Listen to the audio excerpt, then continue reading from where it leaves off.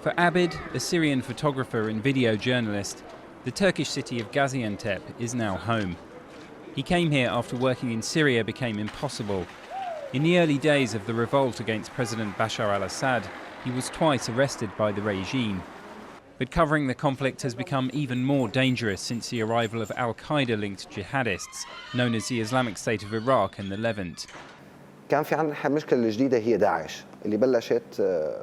The new problem was ISIL. They started by kidnapping foreign journalists who came to cover the revolution. The next step was that they started kidnapping Syrian journalists. And finally, we've got to where they are now, where they have started just killing journalists directly.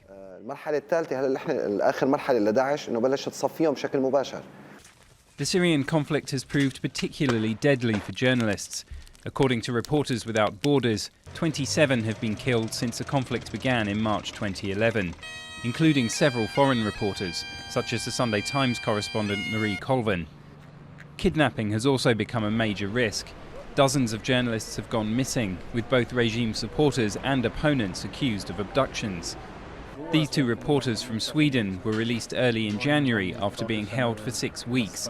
We were held in a basement in a house with no electricity for most of the day.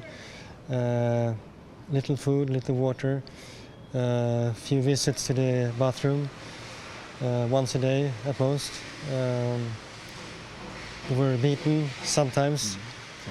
We were threatened with weapons, and they threatened to kill us.